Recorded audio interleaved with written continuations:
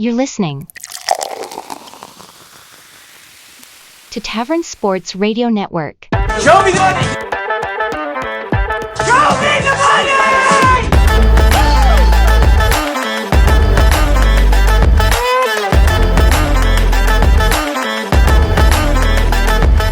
Show me the money! Welcome to the 34th episode of the Show Me the Money podcast, brought to you by Tavern Sports. Looking at the lock standings going into the final week of the season, I'm 10-5 and 0. Tyler's 9-5 and 1, so a little bit of a grudge match here in the final week to see who's going to come away with it. Clark turned his season around up to 7-6 and 2. Clark, you're at plus money, buddy. Good job. Hell yeah, brother. Parker back on the losing train last week, 6-8 and 1. And Cole, buddy, it's a rough season for you, man. I don't remember what we decided the punishment was going to be, but I hope you enjoy it. Because he's you're like fucking Vegas. I couldn't hit shit. Somebody throw this man a life vest. He's fucking 4-9 and 1, man. I mean, drowning. you almost have to try to be that bad. Wow. No, my locks just aren't fucking normal. I mean, we're just looking for wins here out of you, buddy. That's all. No big deal. You could dip into minus 150. Like, Cole special consideration. Cole can go up to minus 200 this week. Just to end What's up, this brothers? on a positive note. Just end the season on a positive note. So let's recap a little bit from last week. The March Madness men's Final Four happened. And Purdue, yes, and women's. We're going to get there. Purdue ended up losing to UConn in the finals. UConn covering 12 straight tournament games, an all-time run. Wasn't even a sweat. They were in control of it the entire time. On the women's side, Iowa losing to South Carolina. South Carolina putting the fucking stamp on an undefeated season. I believe they are the 10th team all-time in women's. I think I saw that. I think it's the second time they've done it in the last 5 years or something. It was the 9th or the 10th all-time undefeated season for women's college basketball, which is absolutely ludicrous. It helps when 14 of the 15 of your players are 5-star recruits, though. That helps a lot. Yeah, and I think there's a lot to say about Dawn Staley there as well. Did you guys hear that there's whispers about Dawn maybe going to Kentucky? For the men's job? For the men's. I think it's more just something for the media outlets to talk about, but her name's been brought up. I saw a coach saw someone turn down the job actually on Twitter earlier today. Baylor's coach turned the job down. So since we're talking about it, Coach Cal from Kentucky ended up leaving, going down to Arkansas. I hope somebody told him what that basketball team's up to behind closed doors. Maybe backs. Yeah, I mean, maybe that's Coach Cal's prerogative or his thing. Maybe a little more progressive than once thought out to be. But what team? I don't even think I think he has 2 players on his roster right now. He has to build a brand new team. His recruits will flip. He'll hit the portal. It'll be fine. Yeah, he'll be fine. He'll get a team down there. But it is interesting him staying in the SEC and having to face Kentucky 2 times a year. That's going to be a hostile environment when he heads back up to campus there. So that game, I'm sure, is circled on both teams' calendars already for when that does happen. Did you guys see he saved Kentucky $30 million by quitting? Because they were going to fire him. There's no way they were going to keep him around. No. But it is a nice clean start for both schools. They've had their tournament issues. People are blaming it on him, but he's still a good coach. He has a way to prove that here now. Maybe will Wade come back to the SEC? Maybe next coach of Kentucky? Perhaps. It'll be an interesting thing to keep an eye on. But like we said to start the show, congrats to South Carolina and to UConn for capping off the season the way they both wanted to. I don't think either was too much of a surprise. Before we leave women's college basketball, we'd be remiss not to mention that the University of Iowa has already announced that they will be retiring the number 22. And I also saw today on Twitter that the Fever, the Indiana Fever, have 36 of their 40 games on national television this year. Which that should be good for the women's game. I believe we said the women's final had higher ratings. Was that correct? Yes. Yeah, women's final had higher ratings. It had it was like 18 mil and 14 mil or something like that. It was, I think peak was 24. Wow.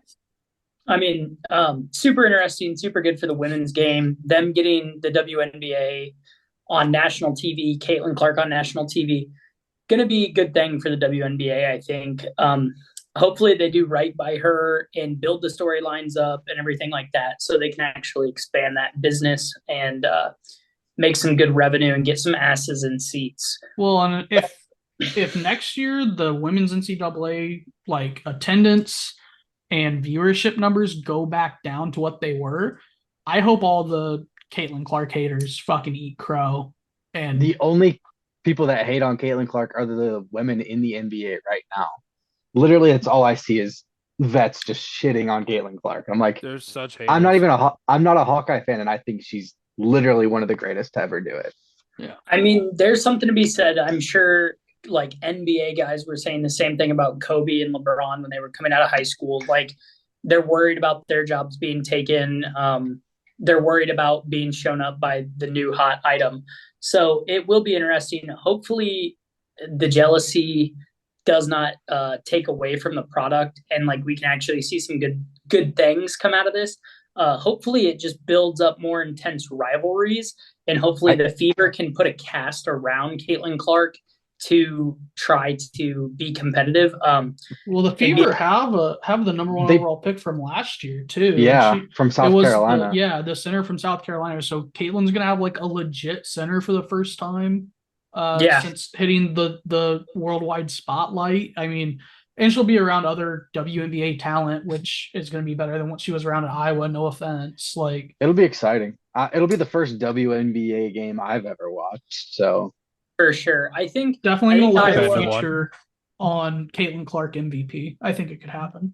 It's probably Connor Bedard level odds, like minus 500. Like, it's gonna be ridiculous for MVP. But, no, for for rookie of the year. I'm sorry, rookie of the year for sure. Yeah. It's gonna be interesting. I think Iowa could have maybe won that game had they had a better center. Props to Hannah Stolke. She did good. She did what she could. But South Carolina's 44 played better than Stolke, in my opinion. It was just they were outmatched size-wise. Way out. Everywhere. I mean, you can't make up 5 inches on the block. Well, and just the rebound, the bench points. South Carolina has the depths. They had the rebounding. So Iowa came out of the gates super hot, but it just wasn't sustainable. So let's turn the page as a whole, and let's take a quick look into next year.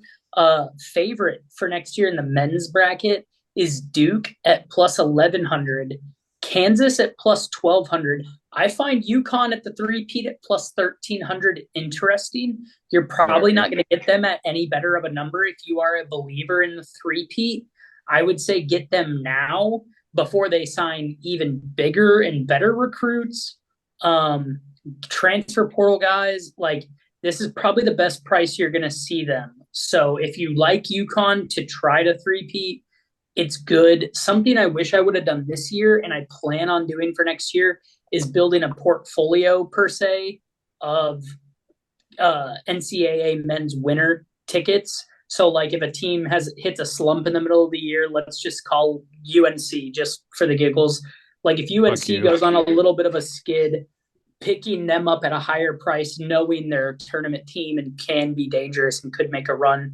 Same for Kansas, Tennessee. There were times where Tennessee this year was up to like 18-1, 21-1 to win.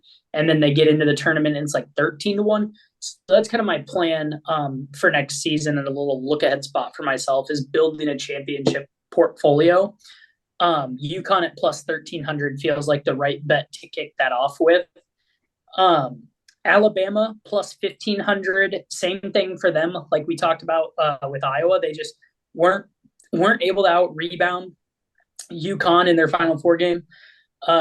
Cole's UNC 15-1. Same with Houston to round out kind of the top favorites for next year. Anybody you guys They won't do it ever again.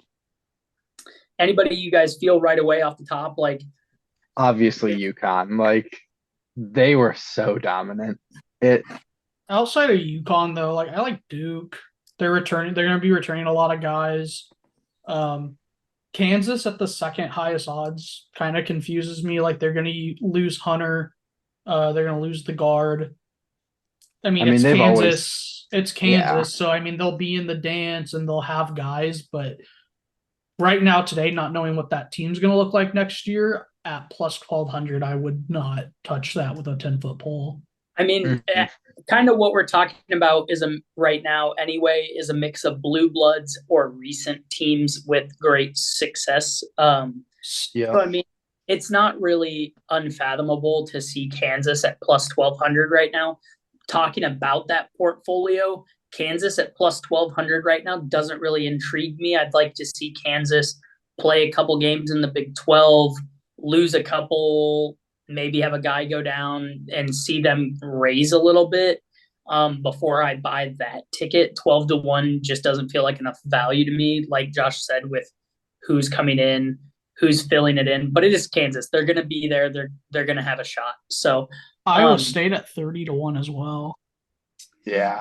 Weren't they like 30-1 when they were the 2 seed, like a week before the tournament started? They were still really high. So I don't remember. It might have been like 2,200, but I mean, if for a guy like you, Clark, who's an Iowa State fan, buying that ticket now and holding it for a cash out when the tournament starts next year, I mean, make a little bit of money, but not crazy amounts there. Yeah, because our team's going to be the same as last year, pretty much.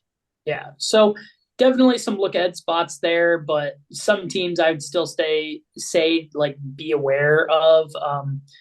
Duke, Kentucky, you never know who they bring in as coach. What's the culture like? How that coaching change affects them recruiting wise. I'd probably stay off of them for the time being until you can get a good look on them. But I think your traditional blue bloods, your UConn, your UNC, teams like that should be good. Houston as well at 15-1 doesn't sound awful. Here's something that's a little kind of off the cuff, kind of out of left field, but Clemson, they were kind of a darling this March Madness. They're 200-1. A lot like their their football team this year. They were young, and now they have a little bit of experience. I mean, they could be dangerous next year. And at 200-1, I mean, there's worse tickets to hold at 200-1. That's for damn sure.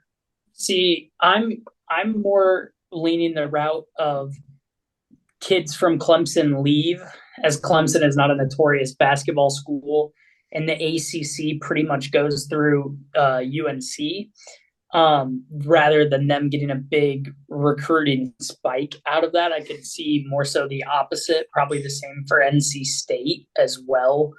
But you never know. You'll see, we'll see what comes out of that. But you're right, Josh. I'm sure there are much worse teams sitting around that 200-1 level than a team that made a run like Clemson did. So let's get into some MLB talk for the day. I don't know if you guys have like super high feelings one way or another about some of these games for tomorrow. That's Friday. The Phillies versus the Pirates. The Phillies are the favorite here. Pirates coming out noticeably hot. Interesting thing about the Pirates, off the top of my head, I don't know what their current stand or record is right now, but I know when they did start in 9-3, their 3 losses were when Joseph Kojo was out of the lineup. So those were when their 3 losses were. Philadelphia is up 5-0 on the Pirates as of right now. So could be a bounce back spot tomorrow. Does anybody have a feeling or an inclining one way or the other with that one? I don't know. I trust Philly. You trust Philly there? I trust Philly there. It's always a big fuck the Pirates for me. Yeah. I don't know. Pirates always seem, as of recently, to start out hot and then flutter off throughout as the season goes on. Just a war of attrition. They don't really seem to have it. So I would probably take the Phillies there as well. Twins at Tigers. I'm burnt on the Tigers. I bet on them 2 days in a row in parlays against the Athletics, and they lost both those games to the Athletics. They started off really hot, ended up losing the series to the A's as a whole. So I'm turned off on the Tigers, but you could not sign me up for the Twins either. So I will be staying away from that one. Yeah, I don't think anyone would want to touch that one. Let's look. What are some of the more notable? I like the.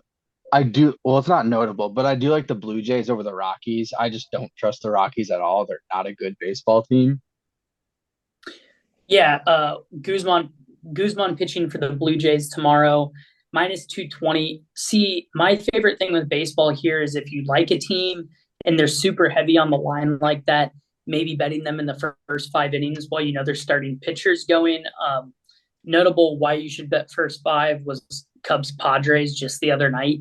Cubs going up 8-0 into the 6th inning and then losing 9-8 full game. That's a shot in the cock. That doesn't feel good at all.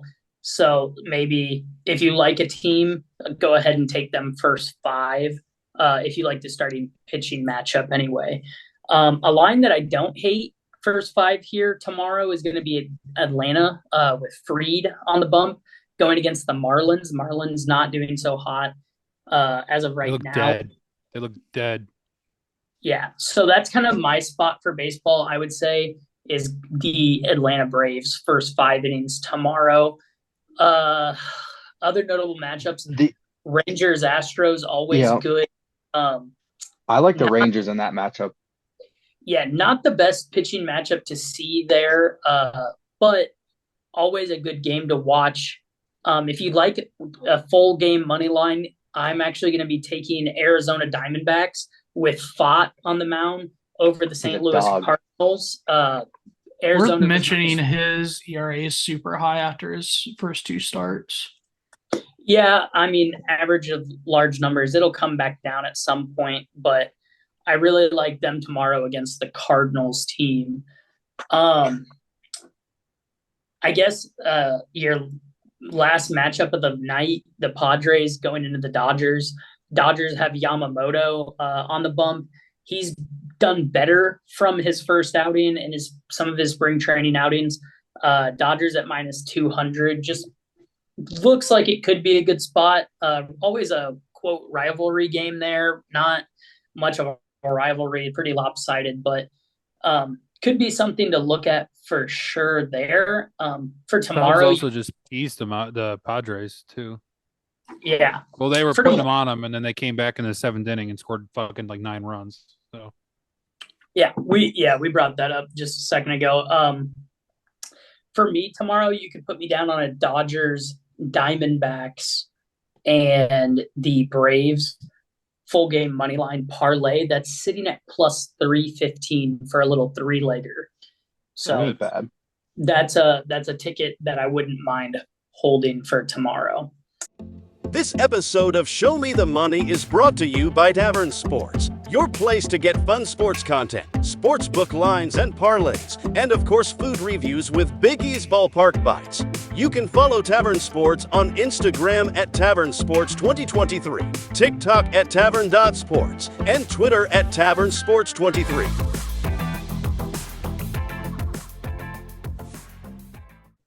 Let's get into some Masters talk. Yes. Oh. Yes. Jim Nantz had the boys teeing off earlier this morning. Slight rain delay to kick the day off. So round 1 is not going to be completed for everybody. Some notable names having to go and finish the round 1 tomorrow and walk some extra holes tomorrow. Got dark. Yeah, it's Masters week. It's gonna rain.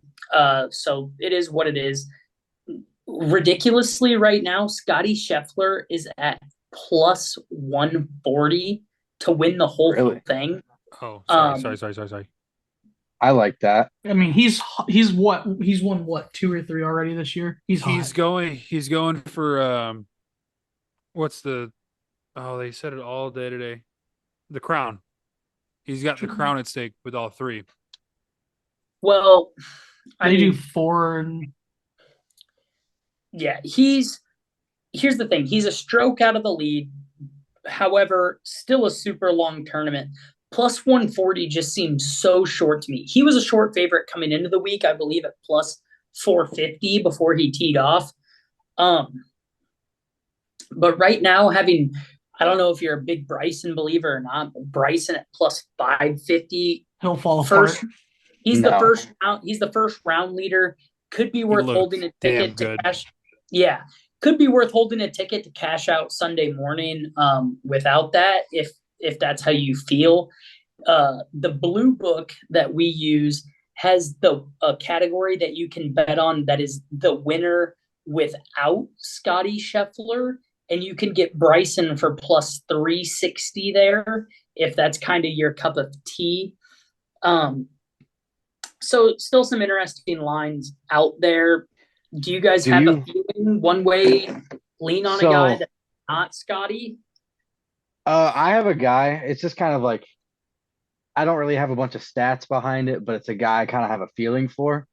And I've noticed I saw a video the other day where the course is kind of geared towards lefties, and there's like I think 5 lefties in this Masters. And the one guy I like right now, he's sitting at even par, but Brian Harmon, he's at plus 11,000 odds to win it right now. But he's a guy that there's a guy You can get him he's a at guy plus that I've liked. 150 top 20 right now. Really? But yeah, I like him to win it is plus 11,000 right now because I think he won. I can't remember what one it was. I think he won the Open or the Players. I can't remember which one it was, but he already I think it was won the a Players. big. I think he won the Players already this year, but he looked good. He's looked good. Someone that didn't look good, that I think is going to come out of the gates looking a lot better. Brooks Koepka. I love Brooks. The first 3 holes just sucked, just absolutely sucked. I mean, he finished at even, so I mean, he kind of picked it back up. He is plus 2,200 to win, plus 400 top 5. What's he sitting at for a top 10 right now? Plus 175. Plus 175? Because right now the top 10, it's tied for 9th at -2. And he still has 7 holes to play in his first round because he's one of those players that got cut off due to the daylight. He didn't play his front 3 that bad. He went +1 through the first 3. His drives were terrible. He sent the first one into the woods. Oh, okay. Just like I was saying, right now he's 2 strokes out of top 10 or tied for top 10. So what did you say it was top 10? Sorry. Plus 175. That's great value for a top 10 great value. A guy who's 2 strokes out. And he was probably one of the guys who got delayed a little bit due to the weather and then had to start later. So there's a chance for him tomorrow that if he picks up his game well and then has to play another 18 after, he's not a guy that fatigue is going to worry me as much as like a Tiger would potentially. Yeah. Tiger's going to be a mess. The back half of the second round tomorrow. That's a lot of holes. He's got to play like 22 holes or something like that. I think it's 23, yeah. 23. It's a lot of holes for Tiger to walk. But for Brooks, there's a chance to let him see the golf course, get more shots in tomorrow, maybe on a better weather day, a day where, hey, I went out and I didn't play my best on my first 11. Let me refocus. Let me hit the range. Let me dial in a little bit. So I think him at plus 175 is great there, Cole. That's a phenomenal line. He's a big Barstool guy. I don't know if you guys have ever listened to any of his interviews on. Ooh, should I have not said that name? Ooh, Augusta on tomorrow, the blank sunny and podcast. 72. Yeah. What'd you say? Cole, go ahead, but I probably wouldn't mention that a whole lot. But no, I do Well, like Brooks. He's got character. He's a fun guy to watch. he's fun to listen to, and he's one of those players where it's like he shows his personality in the way he plays. So he came out not looking too great. He's going to be pissed off, and he's going to just turn it on. He does it every year. Yeah, and his wife's incredibly sexy, so like he has that. So fun. He's always a winner. You can get Brooksy at minus 150 top 20 right now too. Yeah, Could be a good lock for you, Cole. Anyone else have a guy? Somebody I'm kind of would like we're talking like to win. Yeah. No, just yeah. To win, to place top 10, whatever you're feeling. Ludwig. I was about to fucking say him. So say what? I mentioned it last week. I was almost about to take him for my lock. It would have hit. Put it in the standings right now, bro. I need first with Josh. Anyway, moving forward. That was a good bet. He's still playing well. For whatever reason, it's not letting me see finishing position. There we go. I found the tab. He's minus 190 top 10. Where do you see top 10 at? It ain't popping up. He's minus 190 for top 20. Sorry. However, that is dead heat rules apply. So when you're betting golf, you need to look, does it include ties or does it not include ties? If it does not include ties, dead heat rules apply. Those differ a little bit per sports book. You need to look into that. Be a smart, responsible gambler. Okay. Understand if you are including ties or in dead heat rules. So what happens in dead heat then, Tyler? So dead heat rules, like I said, depends on the sports book. I will look it up for on the show, predominant sports book. Ludwig, it's worth mentioning he's 2 down through 11. So what, he's got 25 holes to play tomorrow. I mean, he's in like kind of the main group. Obviously, Bryson's at 7, Scotty's at 6 under. I don't know how to say that guy's name. He's 5 under, but then it's everybody's at 4 and 3 under. So to get back to that, dead heat rules for the book we predominantly use seem to be the same as the green book. Dead heat rules from FanDuel. Okay, here we go. Dead heat rules.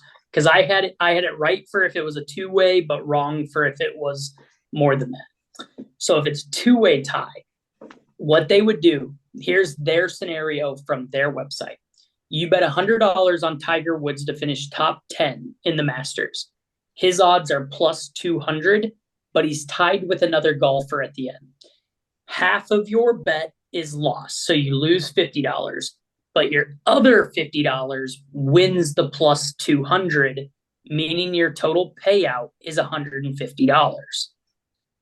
So there was nothing wrong with that bet, right? However, if there's 3 players, that same $100 bet would lose 2/3 of the bet.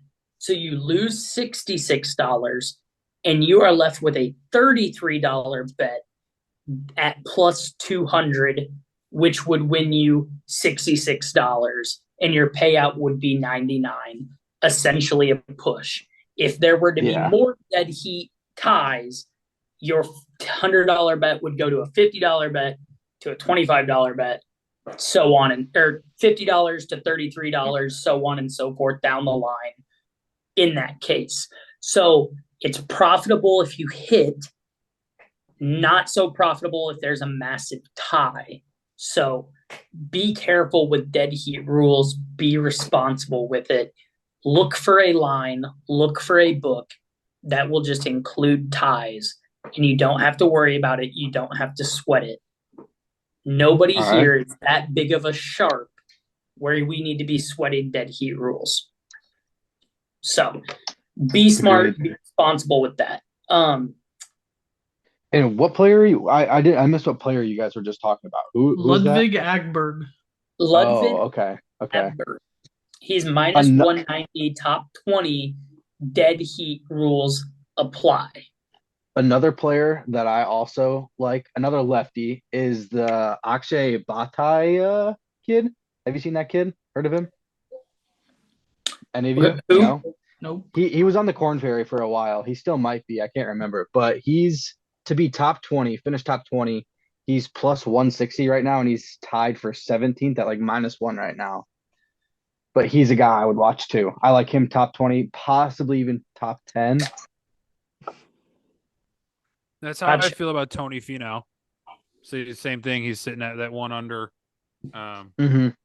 He finished out. He finished at a 71. He's a player, man. So we'd be remiss not to mention Nicola Hogard. Is that how you say his last name? He's on 15, so he's got 3 left to play, and he's -5 right now. And he was charging. If they wanted to pull him off the course, he might have tied Brooks. I don't think he would have gone 3 down in the last 3, but he definitely would have tied Scotty if they would have let him kept going. He was putting really good there at the end of the day. So definitely would be remiss if we don't mention him. Does anybody else have like any look ahead lines? Because I have a couple 3-ball lines that I really like for round 2, which will be starting again a little bit later tomorrow. No, they're starting at normal time. No, that'll be normal. Yeah, 7:45. They're dropping the guys that got to finish today's round at 7:45 local. Gotcha. Okay. So look ahead for tomorrow. Bryson DeChambeau, current leader in the clubhouse right now, -110 in his 3-ball against Thorborn Olsen and Gary Woodland, -110. Tyler, what's a 3-ball? Explain what a 3-ball is. So you have your grouping of 3 people, and it's usually the people you play against, but the sports books could change it up and make it like favorable matchings. So it is essentially saying Bryson needs to be the winner of the day amongst him, Gary Woodland, and Thorborn Olsen. So like for him to have the lowest score in round 2 in comparison to those other 2 players. Does that make sense? Yeah, I got you. Okay.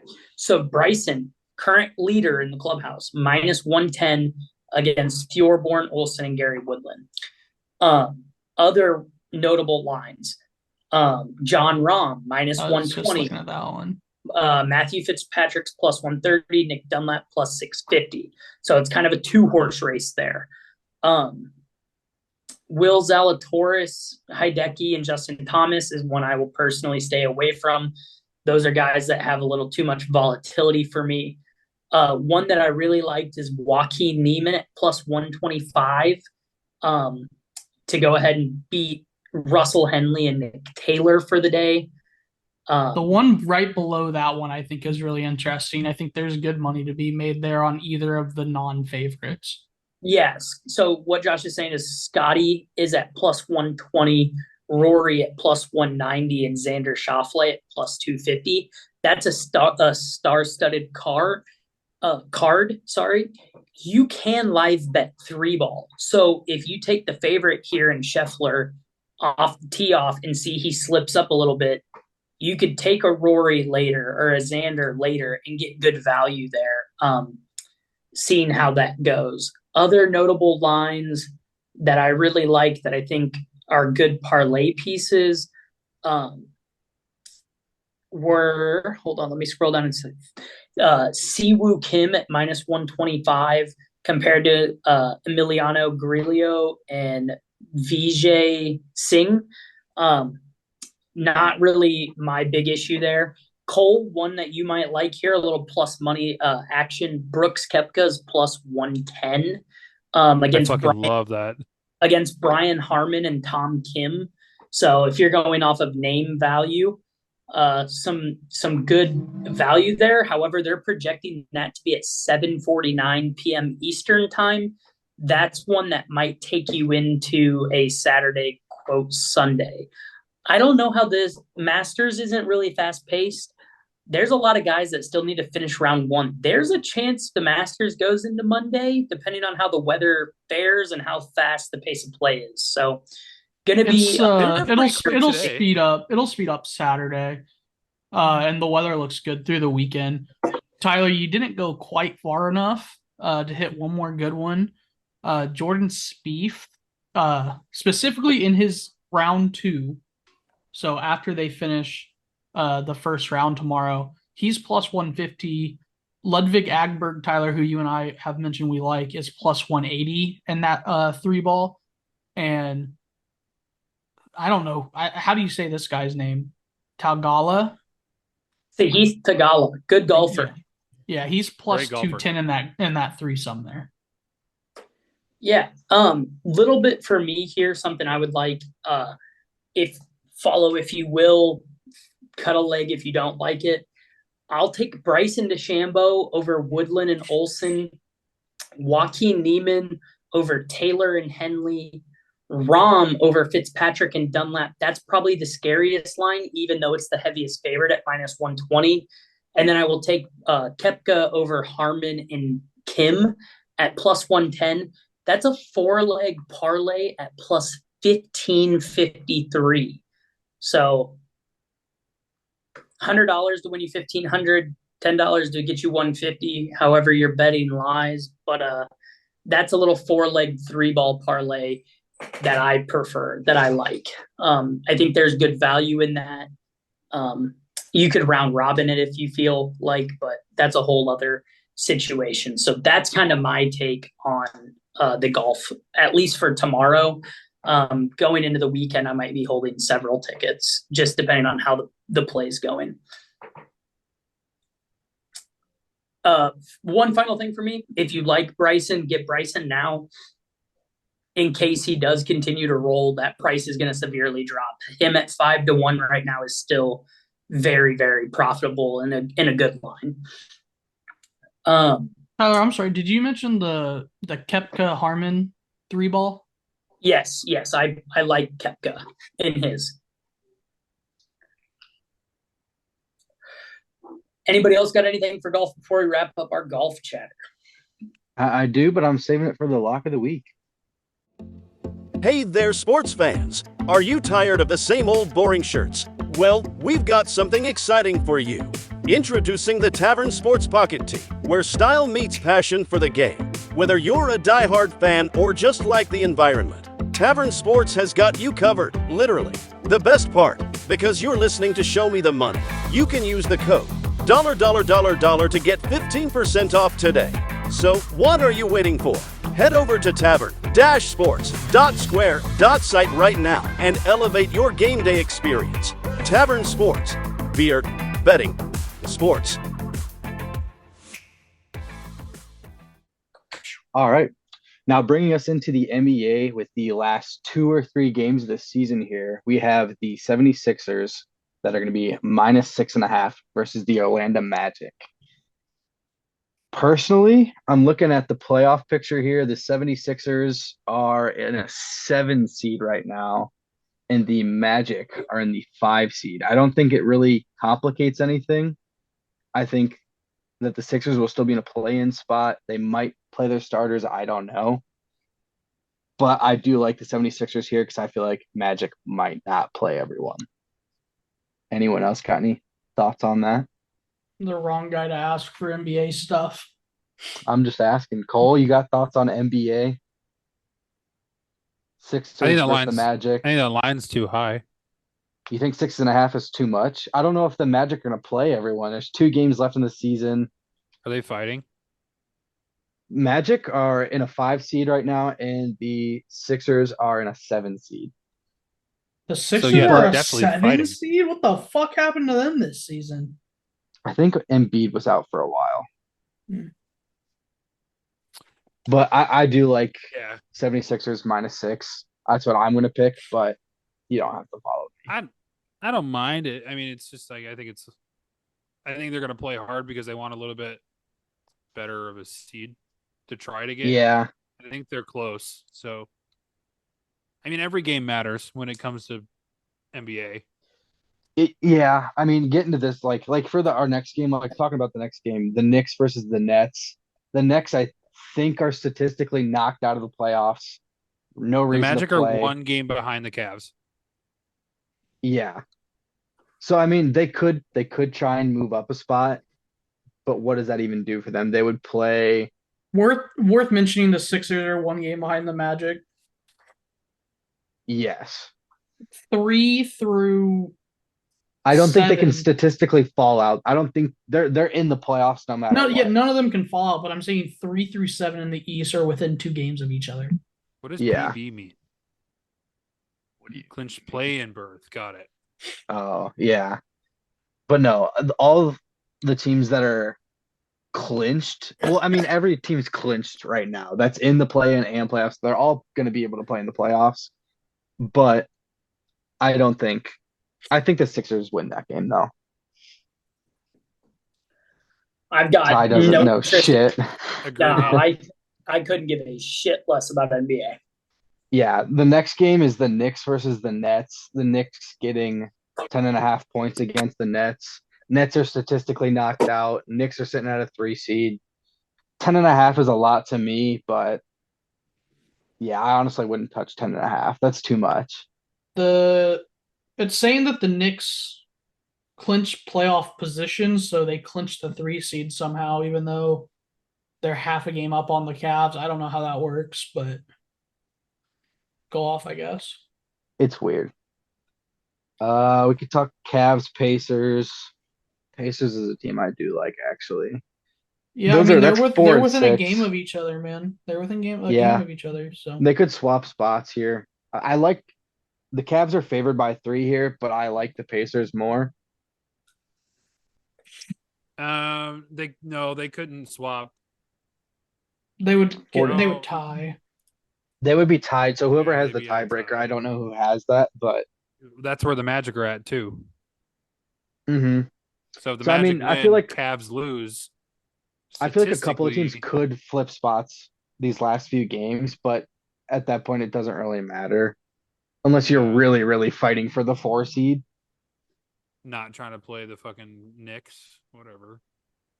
Yeah, I mean it's all seeding for matchups at this point, depending on what you Yeah. like as a team. But My Bulls are 25 behind, so hey, still a chance for next year, buddy. chance for the play-in. They're in the play-in. They're in the to play-in. this. Yeah, they're in the 9 seed right now. The I NBA just is want you guys to take a look at the Detroit The- Pistons winning. The playoffs is so confusing. I hate the play-in. It's just not entertaining. It's entertaining What? to And like 2/3 of the league gets into the fucking playoffs. Like, Yeah, Yeah. No other league allows this many teams in the playoffs. It's fucking ridiculous. it's almost like Like your revenue. product's dog shit. No one wants to watch it. It's weird. Yeah. Nobody Yeah. nobody wants to watch a team with like because there's been teams with damn near losing records in this play-in. Like, go back Mhm. to what it was. Actually, be a good What are team. you talking about? Make them- The Hawks will have a losing record this season, and they Yeah. will be in the play-in. The Bulls Yeah. will more than likely have a losing record and are in the play-in. The Go West, back. Hawks thank will God the not West have- isn't. oh, The yeah. East is poverty. trash. That's why. The East is Go, trash. but the thing is go back to where you actually have to be good through your 82 game season and Mhm. get and fight for a playoff spot. Go back to what it was. This is fucking ridiculous, but it allows the stars of the game to be rested and allow for them to still get a chance to come in. Yes, they have to play a harder team as the 1 seed, a team that's been better all season, but there's still some sleeping giants who just muddle their way through the regular season and wait to turn it on for the postseason. It's annoying. Be good all season. Earn your right in there, okay? Nobody wants the fucking 4-10 Arizona Cardinals or the 4-14 Arizona Cardinals to fucking make the playoffs, okay? Because who the fuck are they going to be? Nobody. Tyler, without the play-in, LeBron would miss the playoffs. Exactly. The league stars that are older need rest or But Tyler, Steph wouldn't be in the playoffs. I know, boo-hoo. But next game on the lineup is the Thunder at playing against Milwaukee, being 10.5 point favorites. mostly because Giannis is out the last 3 games of the season. Probably wouldn't bet on that just because 10.5 points is a fuck ton. Anyone else probably have any thoughts? Probably not. Take that as a no. We'll move on to my personal favorite. The Phoenix Suns are -3 against the Kings. Suns are sitting at a 7 seed. Kings sitting at an 8. Don't think this game really matters. I think the Sevens had the 7 locked up. Could move up to, I think, the 6 seed if they win this game and the Pelicans lose. But other than that, that would be the NBA lines for the Friday tomorrow. Yeah, no interest in those at all. I probably won't even Not until watch playoffs. Probably won't even watch the playoffs until we get to the fucking conference finals and NBA finals, and I might catch a game or two. I will bet on playoffs. I will have shit for the playoffs.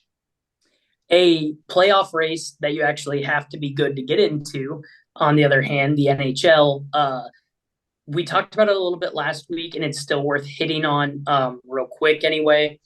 The Eastern Conference, still not wide open, but fairly open for the wild card spots. The last wild card team in right now is Ovechkin. Props to him, another 30-goal season, sitting at 85 points as a team. Right behind them, the Pittsburgh Penguins, 84 points. Detroit Red Wings, 84 points. And Philadelphia Flyers, 83 points. All these teams have 3 to 4 games left, depending.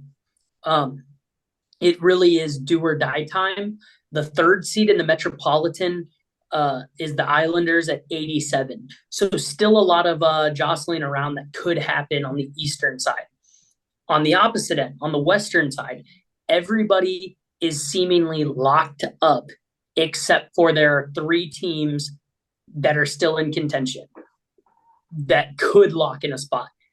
My favorite team, the Blues, okay, I am a homer, I'm not afraid of it, are the linchpin right now. They won last night to survive and keep their playoff chance alive. The Los Angeles Kings in the Pacific Division are fighting with the Vegas Golden Knights for the 2nd wildcard position right now. The Kings are at 93 points with 4 games remaining. The Golden Knights are at 92 points with 4 games remaining. On the outside looking in with the only hope of getting the 2nd wild card spot is the St. Louis Blues at 89 points with 3 games remaining. So Blues need some help. Blues need to get a couple wins, have the Golden Knights and the Kings lose. Golden Knights have a little bit of a tougher road coming in.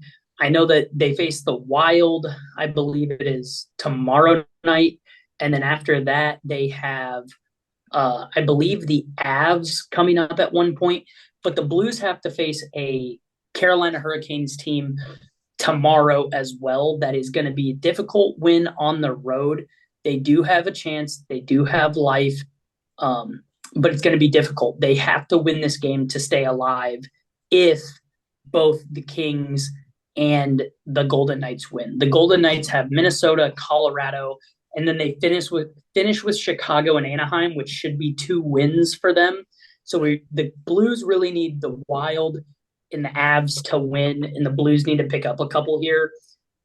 So an interesting look, but really the Blues are the only thing keeping the Western Conference from being locked in. The Eastern Conference, on the other hand, is still not wide open, but still plenty of chance for parity.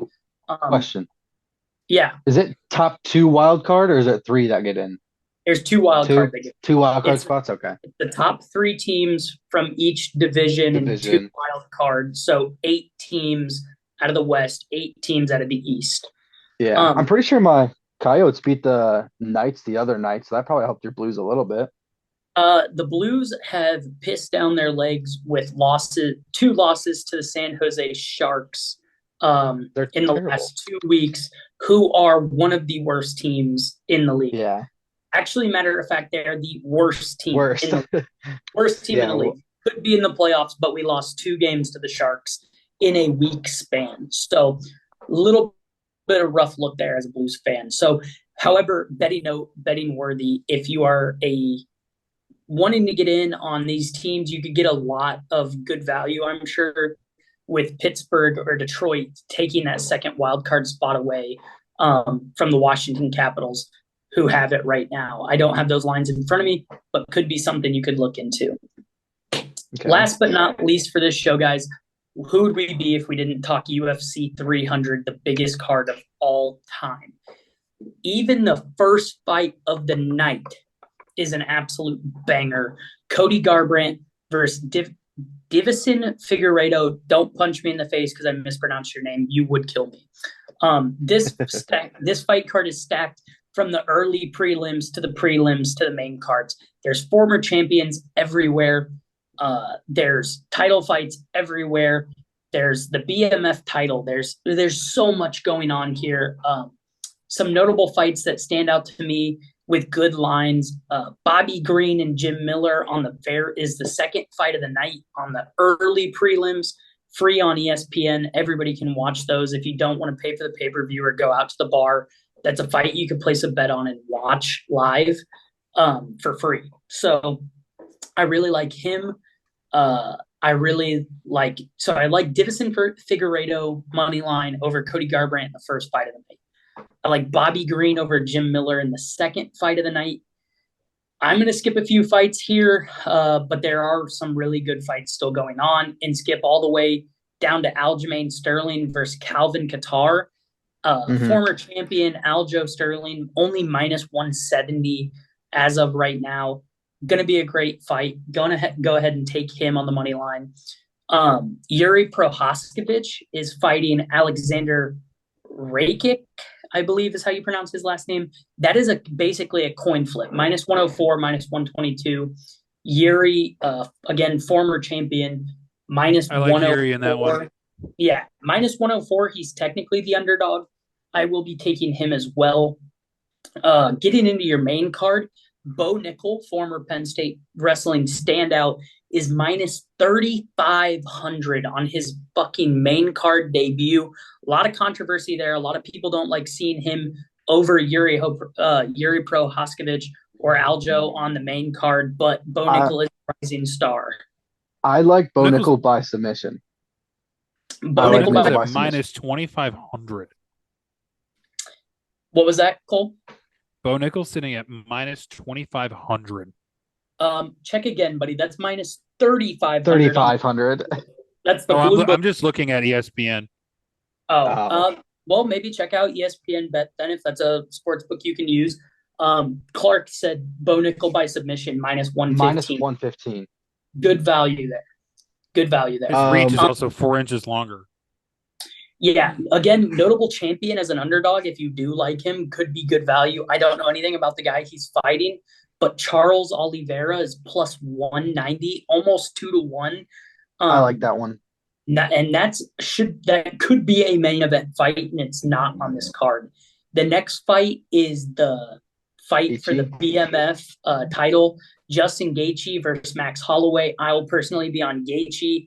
Max Holloway's just been skid recently and at minus 178. That's great value. The women's championship fight has a minus 500 favorite in it. I will be staying away. But the main event card of the night, the main event, Alex Pereira, I can't pronounce it. Can't roll my R's. Sorry, guys. I'm white as Wonder Bread.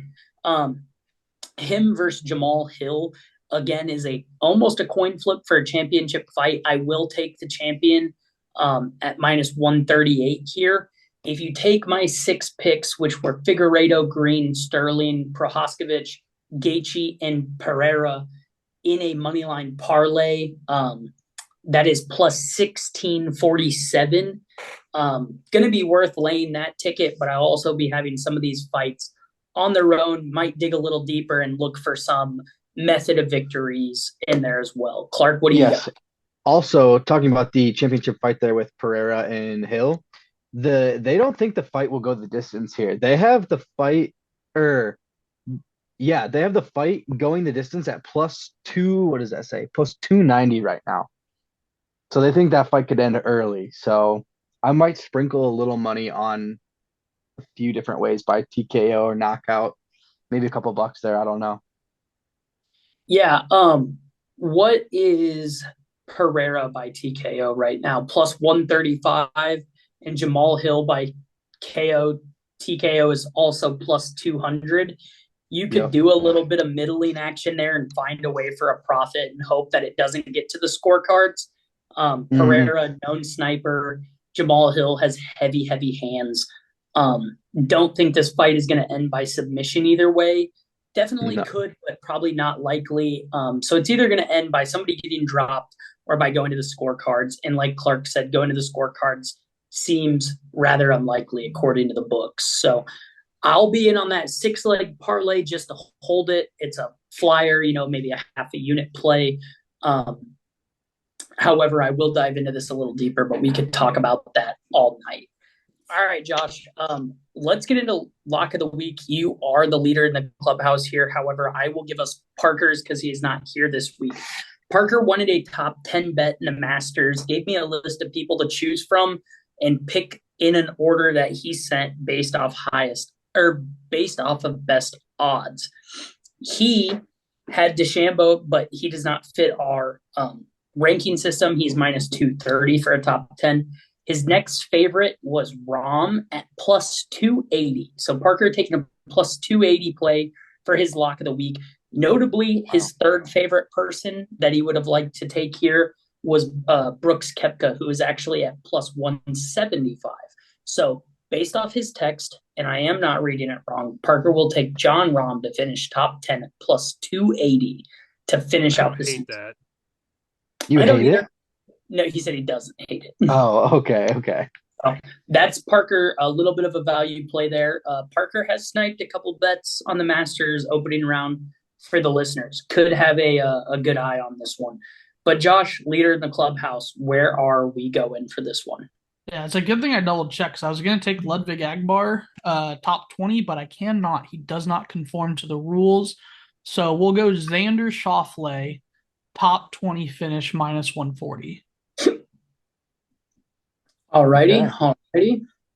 Two Masters bets? I'm going Masters too if you're going Masters. We should all be doing Masters, man. Really, it's Masters. I was the one who sniped it earlier. I'm taking it before anybody else does because that's how shit rolls downhill. Giving Bryson DeChambeau to win his 3-ball matchup in round 2 at minus 110 against Thorborn, Olsen, and Gary Woodland. Minus 110, Bryson DeChambeau tomorrow. Alrighty. Okay. Cole? I'm also going to go with a 3-ball. I'm going to take Tony Finau plus 100 over Sepp Straka and Phil Mickelson. Okay. He's the only one that's under par currently. Okay. Like it. Good line. I'm going to round it out with Scotty Scheffler just in round 2 to go under 70.5. And that will be minus 115. He shot a 66. 3 down or better. He has to go under 70.5. Yeah, for so 72, so 3 under or better. Yeah, and he just went 6 under the first round, shot a 66. So I think he's going to bring it to the second round. Do it again. Okay, so Clark, if he's minus 6 in the clubhouse right now, so to check on that, he'll need to be minus 9 or better tomorrow. Yep. Gotcha. All righty, boys. Well, sounds like a great way to end the show on the Masters week. UFC 300, same weekend. Sit down, watch golf all day, turn on the fights at night. It's going to be electric. It's going to be exciting. We've given you the picks. It's time for you guys to show me the money. Good luck, brothers. Show me the money!